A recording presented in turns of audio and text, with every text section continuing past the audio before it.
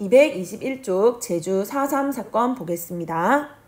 1948년 4월 3일 제주도에서 좌익계열이 중심이 돼서 무장봉기가 일어나요.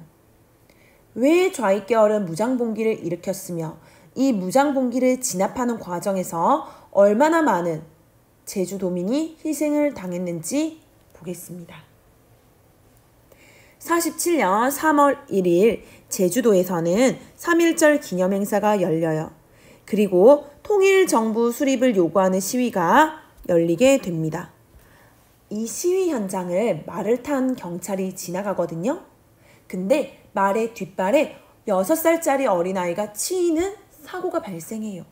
그런데 이 말을 탄 경찰은 사과 한마디 하지 않고 가버린 거야.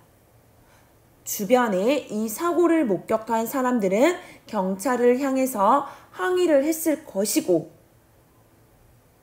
경찰은 이 항의하는 사람들을 향해서 총을 듭니다. 그래서 사람들이 막 도망을 가요. 그런데 도망가는 사람들을 향해서 발포를 합니다. 6명의 사람이 총에 맞아 사망을 하게 되고 6명의 중상자가 발생하게 됩니다.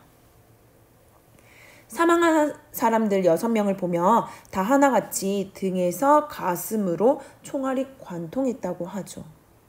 이게 이렇게까지 할 일이야? 당연히 여러분, 당시 같은 제주도의 경찰도 이런 총을 쏜 경찰의 행위에 대해서 항의를 하고 제주도의 이제 경찰이 아닌 다른 관리들도 이 경찰의 행위에 대해서 이제 막 항의를 하게 되는 거지. 3.1 사건에 대해서 민과 관이 같이 이제 합동을 해가지고 막 총파업을 일으키고 하게 되는 거예요. 47년이니까는 미 군정이 통치할 때지. 그래서 미 군정은 이 총파업에 대해서 또 이렇게 막 군과 경찰을 동원해가지고 막 진압을 하게 됩니다. 이런 상황에서 미 군정에 대한 이제 반감이 굉장히 높아지겠지. 이런 상황에서 48년 2월 유엔 소총에서 뭐가 결의되지? 그렇지. 남한만의 단독 선거가 가능한 지역, 즉 남한만 선거를 하라고 이제 결정이 되잖아요. 그러자 안 그래도 지금 미 군정이 이렇게 진압하는 과정에서 제주도의 좌익계열이 불만을 가진 상황이었는데 유엔 소총에서 단독 선거를 결정을 하니까는 제주도의 좌익계열이 남로당이 중심이 된 남조선 노동당, 제주도의 남로당이 중심이 되어서 제주도의 좌익계열이 단독 선거 안 돼. 통일정부 수립을 주장하면서 무장봉기를 일으키게 되는 겁니다. 우리는 이 사건을 이제 제주 4.3 사건이라고 합니다. 좌익계열이 무장봉기를 일으키니까는 미 군정이 육지에서 이제 경찰을 동원을 하고 그 다음에 군대, 그 다음에 여러 우익계열 단체를 동원을 해가지고 이 무장봉기 세력을 진압을 하고요. 이 과정에서 이 무장봉기와 관련이 없는 무고한 제주도민이 피해를 입게 됩니다. 이런 이제 상태에서 5.10 총선거가 열리게 돼요. 제주도는 4.3 사건으로 인해 가지고 제대로 선거가 이루어지지 않아서 두 군데서 선거가 제대로 이루어지지 않아서 1년 있다가 다시 재선거가 이루어지게 되지요. 여튼 이제 8월 15일 대한민국 정부가 수립이 되었고 이승만 정부가 들어서게 되지요. 이승만은 이 제주도의 무장봉기 세력을 대대적으로 진압하기 위해서 더 많은 군을 투입하게 됩니다. 그러니까 투입하고자 합니다. 대한민국 정부 수립 이후 이승만 정부는 여수에 주둔하고 있는 14연대를 제주도로 출동시키려고 했어요. 14연대. 야, 너네 제주도로 가서 저기 제주도의 무장봉기 세력 다 진압을 해 라고 출동 명령을 내린 거야. 그런데 이 여수 14연대 안에 좌익 계열의 군인들이 있었던 거지. 이 좌익 계열의 군인들이 중심이 돼서 출동 명령을 거부를 하는 거예요. 그리고 통일 정부 수립을 주장을 하면서 오히려 군인들이, 명령을 받은 군인들이 무장 봉기를 일으키게 되는 거지. 이 군인들이 14연대 군인들이 여수 지역 그리고 여수 옆에 순천 지역까지 점령을 하게 되는 거지요.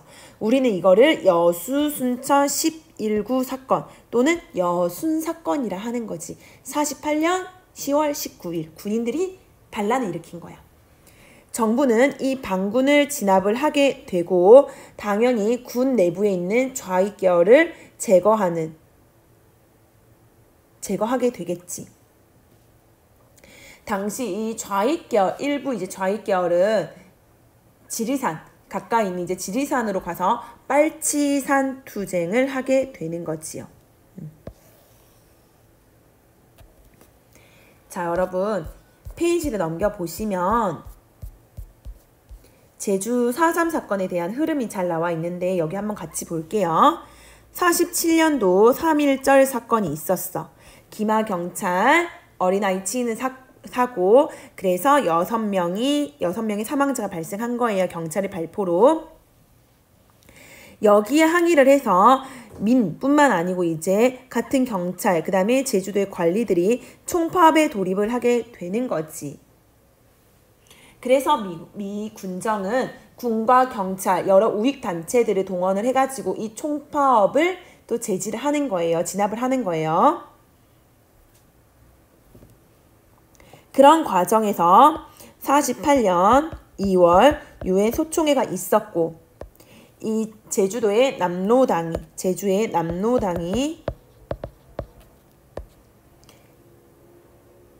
4월 3일 한 350명 정도 이제 이 남로당 사람들이 무장 봉기를 일으킨 거지. 단독 선거 반대, 통일정부 수립을 주장하면서 무장 봉기가 일어난 거예요. 자, 이 무장 봉기 세력을 이제 토벌하겠지. 또 군과 경찰들이 토벌하는 과정에서 화해를 하려는 움직임도 있었어. 화해를 하려고 하는 움직임도 있었지만은 제대로 이루어지지가 않아요. 그러한 상태에서 이제 5.10 총선거가 있게 되고 제주도 두 곳에서는 선거가 제대로 치러지지 않았고 재선거가 1년 이후에 49년에 다시 치러지게 되는 거지. 자, 이승만 정부는 이 제주 무장 봉기 세력을 진압하기 위해서 제주도 일대에 계엄령을 선포하고 통행 금지령을 내리게 됩니다. 제주 4.3 사건 당시 진압군은 이 무장 봉기 세력을 진압하는 진압군은 제주 해안선에서 5km 이상 떨어진 한라산 중산간 지역의 통행을 금지를 하고 계엄령을 선포하여 중산간 지역 주민을 해안마을로 강제 이주시켰다고 하죠. 무슨 말이냐면 해안선으로부터 5km 여기 무장봉기 세력이 여기 한라산 쪽에서 활동을 했거든요. 그래서 이 무장봉기 세력들을 다 때려잡기 위해서 여기 해안선으로부터 5km 여기 지역을 다 통행 금지시키고 이 중산간 마을을 통행 금지시키고 여기 사는 사람들을 다 해안가 쪽으로 강제 이주시키는 거지. 그리고 이 중산간 마을 일대를 다 불태우고 주민들을 무참히 살해하는 거예요. 즉 여러분 제주 4.3 사건은요. 이 무장봉기 세력과 좌익 계열의 무장봉기 세력과 이 무장봉기 세력을 진압하는 진압군들 사이에서 정말 무고한 제주도민이 희생을 당한 사건이에요. 우리 한국 현대사에서 한국 전쟁 때 가장 많은 이제 사상자가 발생했을 것이고 그 다음으로는 한국 전쟁 다음으로 가장 많은 사상자가 발생한 사건이 바로 제주 4.3 사건이에요. 25,000에서 3만 명 정도의 제주도민이 죽었다고 사망했다고 추정하고 있지요. 여러분 제주 4.3 사건을 나중에 한번 기회가 되시면 유튜브에 한번 검색을 해보세요. 해보시면 이제 4.3 사건의 그 피해에 대해서 당시 상황에 대해서 증언을 하는 그런 많은 영상들이 있어요. 좀 잔인하기도 하죠. 정말 듣고 있으면 정말 너무 괴로워요. 듣고 있는 우리조차도 너무 괴로운데 그때 당시 제주도민들은 얼마나 불안에 떨었을까. 그리고 당시 여기를 이제 통행 금지시키고 여기 이제 사는 사람들을 이제 또 이렇게 밑으로 내려오면 이제 살려준다고 막 하거든요. 그런데 내려온 사람들을 향해서도 세워놓고 또 총살시키고 그렇게 하지. 너 무장봉기 세력하고 너 내통했지. 너 무장봉기 세력들 도왔지 하면서 정말 무고한 제주 사람들 총살시키고 그런 거지. 우리가 제주하면 정말 아름답다고 생각하는, 우리가 딱 제주에 있을 때 딱 떠오르는 그런 자연 경관들 있잖아. 그 에메랄드빛 바다하고, 그치? 그 막 예쁘고, 정말 그 보기만 해도 막 이렇게 기분이 좋아지는 그런 제주도의 자연 광경들이 있죠. 그런데 그 바닷가에서, 그 월정리 바닷가에서 제주도민들을 세워놓고 총살을 시키고, 그죠? 자, 그리고 여러분 10월 19일 되면 이제 이승만은 여수의 14연대를 투입시키려고 했어요. 그런데 오히려 이 여수 14연대가 오히려 반란을 일으켰지, 그치? 14연대 내 좌익 계열이 반란을 일으키면서 제주도 출동 명령을 거부를 하게 된 거죠. 우리는 이거를 여수 순천 사건, 여순 사건이라고 합니다. 그리고 여러분 이제 제주도에서 이렇게 총파업이 일어나고 하면서 하는 과정에서 미 군정이 이 총파업을 이제 진압하고 하겠지. 이 과정에서 미 군정은 제주도를 붉은 섬으로 낙인 찍어버려요. 이때부터 제주도는 여러분 나중에 또 4월 3일에 또 무장분기, 좌익 계열의 무장분기가 또 일어나고 하니까는 제주도는 47년, 48년 이때부터 빨간 섬, 반란의 섬, 붉은 섬 이런 식으로 완전히 낙인이 찍혀버리고 제주도민들이 반란자 이렇게 낙인이 찍히게 됩니다. 얼마 동안? 아주 오랜 세월 동안. 자, 49년도에 자 국회의원 이제 재선거가 있게 되고 54년도 그러니까는 한국 전쟁이 끝이 나고 나서 한라산에 이제 금족구역이 해제가 되는 거지요. 근데 얼마나 무서웠던지 많은 이제 제주 사람들이 산에 숨어가지고 밑으로 내려오기가 밑으로 산에 숨어가지고 이제 생활을 하고 밑으로 이제 해안가 쪽으로 내려오지를 못했지. 왜? 내려오면 죽을까봐, 총살 당할까봐, 그치? 제주 4.3 사건은 여러분 우리가 오랜 세월 동안 금기시되는 단어였어요. 그런데 79년도에 현기영 작가가 제주 4.3 사건을 배경으로 해가지고 순이 삼촌이라는 소설책을 발간하게 되면서 4.3 사건이 세상에 좀 드러나게 되었지. 그러다가 여러분 이제 김대중 노무현 대통령 때 되면 김대중 노무현 정부 때 와가지고 제주 4.3 사건이 세상으로 많이 이렇게 알려지게 돼요. 2003년도에 제주 4.3 사건에 대한 진상조사가 이제 진상조사 보고서가 확정이 되고 이 희생자, 당시 제주 4.3 사건으로 희생을 입은 희생자의 명예회복을 위한 이제 활동이 이때부터 본격적으로 이뤄지게 되는 거지. 그리고 노무현 대통령은 처음으로 제주 4.3 사건에 대해서 공식적으로 정부를 대표해서 사과를 하게 되는 거지요. 그리고 2014년에 제주 4.3 사건은 국가기념일로 제정이 되어서 우리는 4월 3일, 매년 4월 3일 이 희생자들을 추모하고 있습니다. 여러분 여기 제주도에 가면 영모원이라는 곳이 애월에 있어요. 여기는 이제 당시 제주 4.3 사건 당시 피해를 입은 민간인들 뿐만 아니고 군인들, 경찰들 이런 이제 희생자를 모셔놓는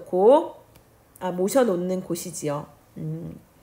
당시 여러분 좌익 계열 무장봉기 세력에 의해서 많은 군인들, 경찰들, 우익 세력들도 피해를 많이 입어요. 많이 죽는 거지. 많이 사망하고. 그 다음에 이 우익 단체들, 군, 경에 의해서 또 좌익 계열, 그 다음에 민간인들 많이 피해를 입게 되는 거지. 제주 4.3 사건은 정말 국가의 공권력에 의해서 무고한 사람들이 피해를 입은 그런 뼈아픈, 정말 가슴이 아픈 그런 사건이지요. 여기 무명천 할머니 삼터가 나와 있는데, 할머니가 이제 당시 경찰이 쓴 총에 턱을 맞아가지고 평생 이 턱을 가리기 위해서 무명천을 감고 살았다고 하지요. 제주도에 또 이렇게 보시면 4.3 평화공원도 있고,